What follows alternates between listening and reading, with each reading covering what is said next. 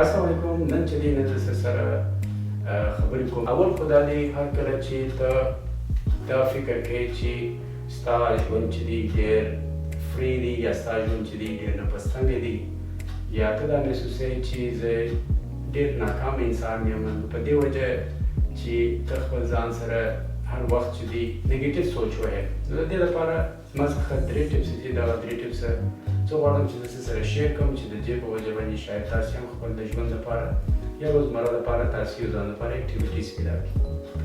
اول چې دی اول که ته غواړې چې د ځان څخه کامیاب انسان جوړ کړې هغه دی پرپز. فایند د پرپز، یعنې که خپل د ژوند یو پرپز پیدا کړه چې ته ورځ چې ته چیرې دا ته په څه وجه چیرې او تا په دې ورځ کې ته څه غواړې د ځان څخه جوړ کړې یا ستا د مستقبل پلان څه دی، یعنې کې ځان په یو شي اخته کړه. اوس مثال زه یم، زه سهار ولاړم کار ته ولاړم، فټنس ته ولاړم او اوس چې کور ته ولاړم زه یو ویډیو جوړوم. نو دغه درې زما پرپز دي. فټنس په دې وجه کوم چې زه خپل د صحت لپاره کوم، کار په دې وجه کوم چې زه د ځان لپاره پیسې هم وګټم او خپل د کور د چلولو لپاره، او دا زما یو شوق دی. کوم کار چې زه کوم دا زما کار، دغه کار زما خوښېږي، دا یو پرپز دی. او ویډیو په دې خاطر جوړوم چې کوم شی زه زده کوم هغه شی زه غواړم چې زه سره شیر کړم. نو زما په دې ویډیو په ذریعه سره به تاسې یو شی زده کړئ. نو دا سو پرپز خپل د ځان لپاره خامخا پیدا کړئ. پرپز یعنې کې خپل د ژوند مقصد، ستا مقصد څه دی چې ته پیدا شوی او ته باید څه وکړې. یعنې کې اول مقصد خو مو د هغه دی چې عبادت وکړو.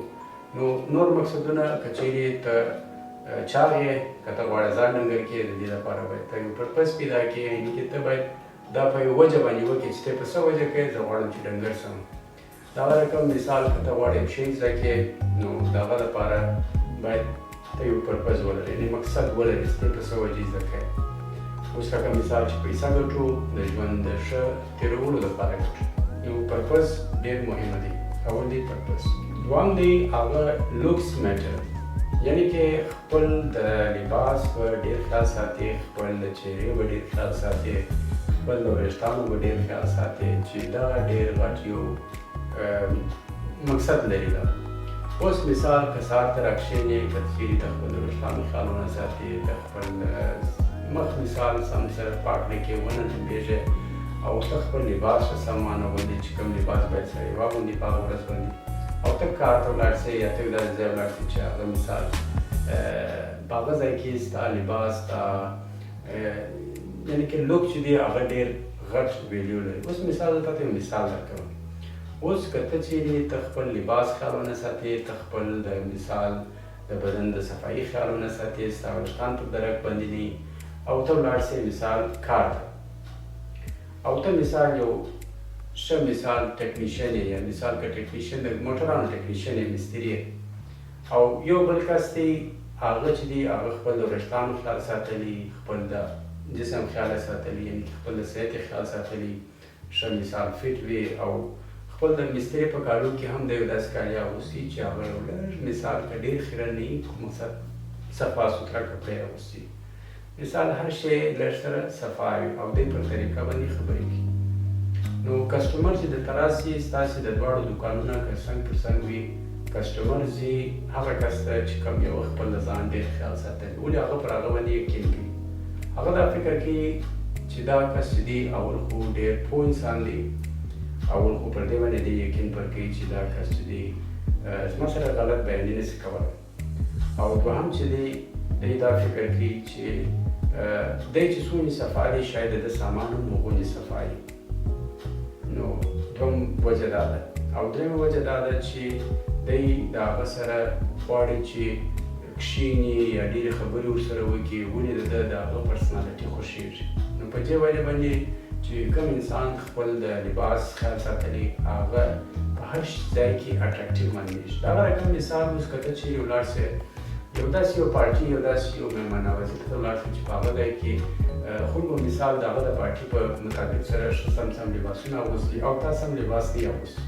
زه تا ته په ګارنټي سره درته وایم چې دا کوم خلک چې ناست چې دغه چې د دوی په منځ کې هم کښېني، دغه کسان به هم چې پر یو ټیبل هم سره کښېني، له دغه کسانو کې به هم ستا سره یو څوک به ښه سمې خبرې درسره ونه کړي.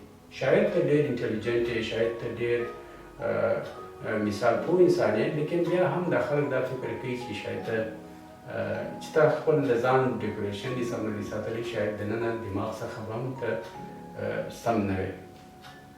دا دوم پرپز دی چې یعنې کې لوکس میټر.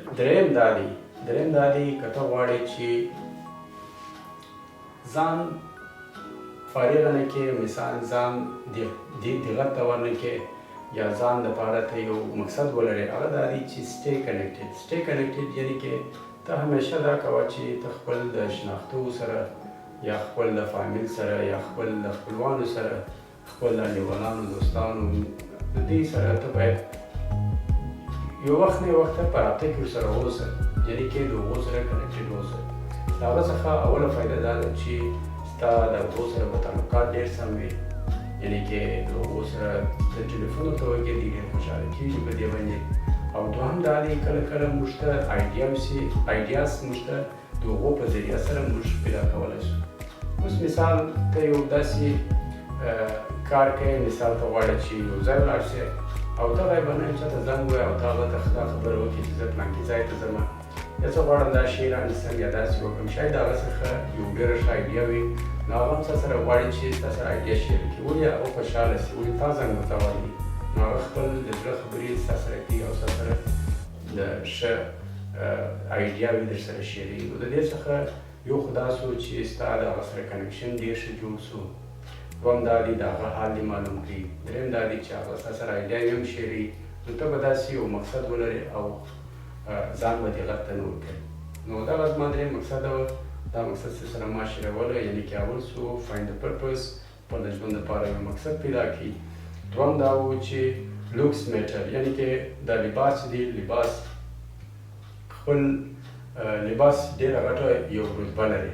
او درېیم دا و کنیکټینګ وذ پیپل، یعنې کې د خلکو سره یو کنیکشن ولره، یعنې کې هغو ته ټلیفون کوه، کله کله پوښتنه پر کوه، خبرې سره کوه او خپل آیډیاز سره شیروه چې د کومو خلکو سره ته غواړې چې شیر یې کړې، شاید دوی هم یو داسې آیډیاز ولري چې هغه ستا سره شیر کړي. نو دا د نن ویډیو او زه غواړم چې تاسې ما ته د دې ویډیو په باره کې کمنټ راکړئ چې تاسې څه فکر کوئ چې انسان باید خپل ځان لپاره څنګه مقصد د ونیسو لپاره پیدا کړي او کوم مقصدونه ستاسې په کوم نظر لري، هغه ما ته کمنټ راکړئ او زه به د هغو په باره کې تاسې خامخا جواب راکړم. السلام علیکم.